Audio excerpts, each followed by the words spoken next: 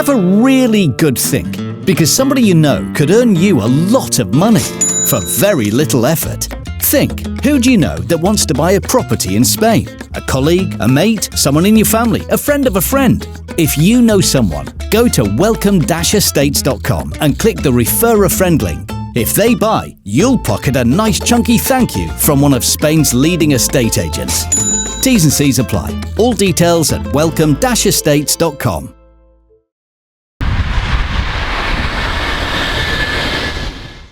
Hello all you hardcores out there, how are you doing? It's Russell here from Porky's Corner, the biggest gob in sport. We've got a special exclusive interview today with you. Natasha Jonas, world champion. How are you doing? Good. Super welterweight world champion, you made it. Yeah, put on a little bit of beef since last time. You had I'm going to go through your record because you've been in with Katie Taylor and it was very, very close, wasn't it? What were they, around in it or something? Around it. You fought Terry Harper for world title. Ring Magazine had you winning by 2 rounds, and many others did. They gave that a draw. Did you feel like jacking then, or did you say, I'm just going to go one more run? I just had to take the positives. Yeah. I think I couldn't get any lower than Oberhof, which was probably the worst time in my boxing, in my whole boxing career. But with the other two, I think the Terry just like. Everyone was ripped me off. Yeah. Said you're too old, you're too slow, you've been beat by Oberhof, you couldn't do this, you couldn't do that. And there was loads of things that I couldn't do, and I was like, I'm gonna show you that I can. Like, I felt really disrespected. So then when I believe I won, but when the draw was thingy, I felt like I kind of like not a relief, but like a thing of see I told you. And then I got the opportunity for Katie. And yeah, I got beat by a round, and again I thought that was really close. But yeah, it was just like you all thought I was too much past it, and then I did think, is my time ever going to come? And then obviously I got the Ben came to me and was like there is this opportunity to go up to super welter. Will you take it for the world title? And I was like, Ben, of course I will. Like, don't ask me stupid questions. And he was like, would you go to super welter? I was like, of course I will. And then obviously the Norris night happened, and just felt relieved that it's finally happened, and everything that happens after that, I feel like it's just a bonus. I do and pick and choose what I want. So. Yeah, and obviously your life's changed now. You're a world champion. Is it 3 belts you've got? Yeah, 3. Is it including the Ring Magazine? 4 including. 4 including Ring Mag. So how many do you need for the set then? Is it? WBA I need for the set. You need the WBA then. That's brilliant. And are you going to get that fight? We'll see. We'll see. Again, with the whole Terry thing, it's not anything personally with Terry, but I felt a little bit disrespected by the team, and promises were made that didn't come into fruition afterwards. And she made. Show were mates, weren't you? Yeah. We wasn't. I think there was more a thing of Joe and Steffi than me and Terry. Yeah. But I just felt disrespected by some of the things that mainly Steffi was saying, and then they made me wait 2 years. So I think, well, I'll do the same to you. After the fight, they said they'd have the rematch, didn't they? So if we go back, it's a couple of years ago now, isn't it? Yeah, 3-4 years ago. Yeah, well, it's a few years ago. They said, yeah, we'll have a rematch, and it looked like it was going to happen, and then why didn't that happen? Is politics, do you think? Politics again, and offers and stuff. Offers, yeah, but there's a thing of, you got given an offer and didn't take it. I didn't take it, and I've ended up better off anyway, but also they said, she had to take her mandatory. That was not what we was told by other people, like by the governing body. They requested the mandatory, which meant that I was going to be avoided all the time anyway. So she moved up a few weight divisions after that, didn't she, Terry? And you ended up moving up a few weight divisions, and you ended up world champion. When you were moving up in them weight divisions, were you worried and thinking this might be just that little bit too much? Because it was a big jump, wasn't it, for you? Yeah. To be honest, I boxed at that weight. I started in my amateurs at that weight, and obviously came down all the way to 60 because of the way the Olympics worked. So it wasn't a weight that I was brand new to. I just had to get used to doing it for 10 rounds and feeling comfortable at it and building myself up to it. And then so you built arms up, haven't you? Telly's down for the telly's down. But yeah, no, it was just it was just a case of getting used to it, because you know, it is a lot. I think. Well, I'm never 154 anyway. I'm normally about 148, but still the extra, you know, 8 pounds that I normally, you know, it's a lot to carry around for 10 rounds, and you get used to being functional at it. But yeah, I'm comfortable at it now, and I think it helped that Namas and Bergold, so the first 2 people fought for the WBO and the WBC, they wasn't naturally big girls anyway, whereas the care was different. I could feel that. I could feel the physical difference. I think Namas weighed in at 148, Bergold weighed in at 149, so they weren't naturally 154s, whereas the care was maybe 160 coming down to 154. When it got to them later rounds and she had a bit of success in the middle round, it was because, like, I could feel the physical difference and trying to punch someone, and she'd probably gone back up to 160 by the time we was in the ring, whereas I was still 148 comfortably, and I could feel the difference. But you went after her though, didn't you, from the beginning, didn't you? I had to. Yeah, because you were bigger. Yeah, you have to make the big girls respect you, and you know, you have to you know, prove that you're not just someone who's going to get ragdolled about. Because I thought you went after her at first, and a lot of people thought that because she's bigger that she was going to weigh you down, didn't they? But you kept to your guns, didn't you? You kept to your plan. Yeah, we've always got a plan, and there was a couple of the middle rounds where she adapted, and maybe won a round or 2. Then I adapted. Then I had to adapt my game to the thingy, but you know, you've just got to have plan A to Z, and you've got to pick the plan out that works for that. It's going to work for the next round, because they're going to adapt, and you're going to have to adapt to them adapting. What next for Natasha Jonas, the world champion and face of Sky Sports? I hope. Well, we're going to have a defence on the Smith Eubank undercard, and then, you know, whether that's going back down and fighting for the title there, or whether that's staying at this weight and, you know, seeing what happens for the rest of the division. We'll see. So your 1st of July you're out then? 1st of July, yeah. 1st of July, defending your world title belt. Yeah, defence. Whereabouts is that at? It's going to be Manchester. Arena, yeah. On the Liam Beefy Smith against Eubank too. And I take it you'll be chief support then if that's the world title? No, Savannah and that begins to be held in the Cruise. Franchon. So you both, that'll be a good press fight week for your two then, won't it? Old GB team. I can just chill and listen to them two argue it all out. They'll have a bit more banter than I will, I think. Can I just ask? Yeah, ask you what you want, mate. Go on. You study much and you're the opponent. John Stanley. Do a study? Yeah, I mean, I've got a great faith in Joe, in that, the sense of, I'll always watch my opponents and see what he's trying to see, what he's seeing. But yeah, I always, I've got a great faith in Joe and everything that he does, and how, you know, meticulous he is in his planning. I know that, you know, he thinks of the best version of every single occasion that it could happen. So we just prepare for that, and obviously trying to impose what I'm good at as well. Right. What your likes and dislikes in training? Likes and dislikes. Some days it's Joe. For both likes and dislikes. What do I hate? Mondays. Yeah, I hate Mondays. I hate these long sessions that we do sometimes now. I hate incline running. I hate that. Is that cost? I'm going to say, is that because I'm not saying you're getting old, because we're in our 50s, but you know, when you're past 30, aren't you now? So do you think that's because you're getting older? The 40s.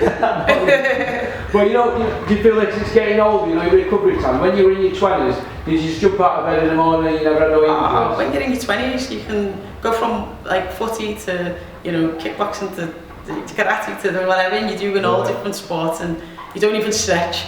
And then, you know, you go and then you're out all weekend, and then go back in the gym on the Monday. But now, you know, getting out of bed without popping something's a struggle. Get out of bed and creaking.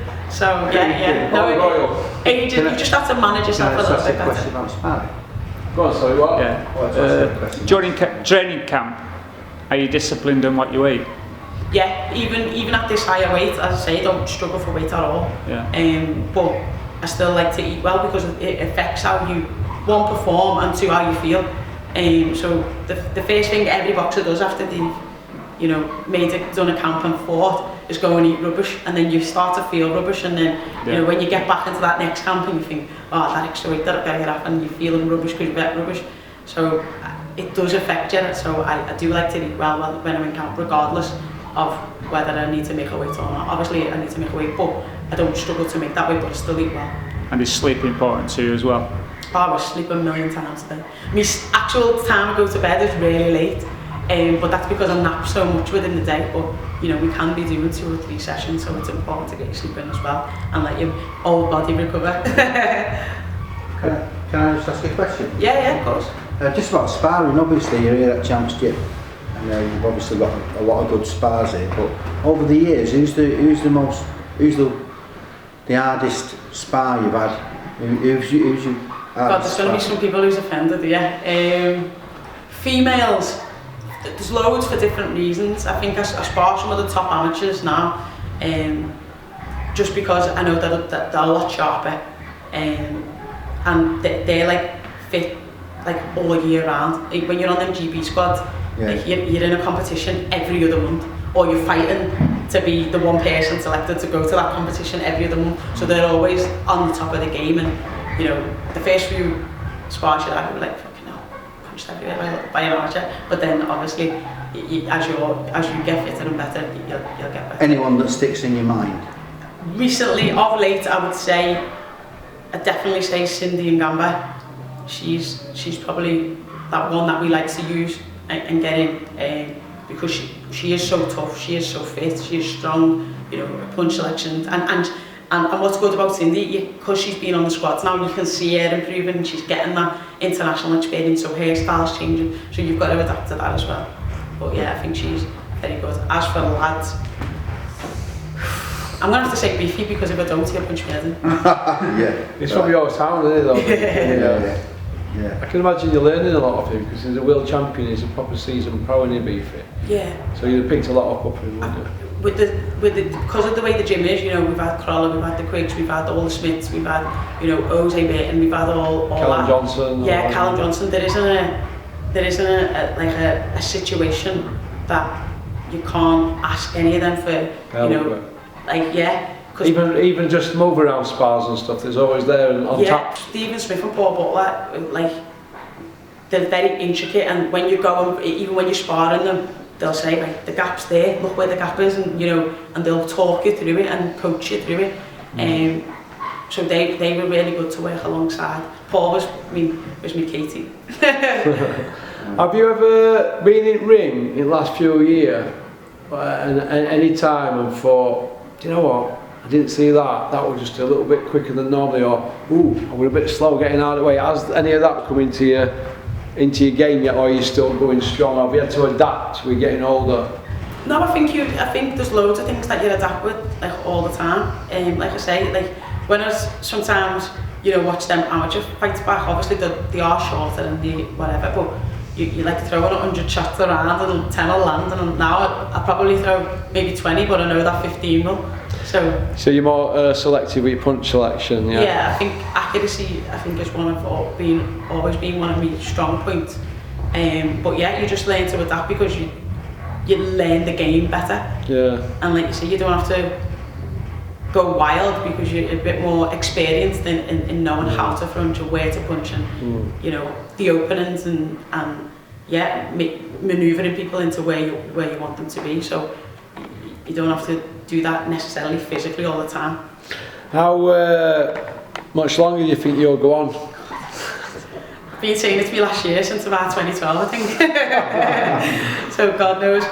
As soon as I do feel like I'm not improving, or I'm reverting, or yeah, or there's nothing else to achieve, that's when I'll stop, or I stop enjoying it, because I think that was, you know, I had some brilliant memories, and I was working with the best coaches and stuff on GB, and you know, experienced some of the best things that I've gone through in boxing. But you know, there was a point that I just didn't enjoy it anymore, and that's why I retired.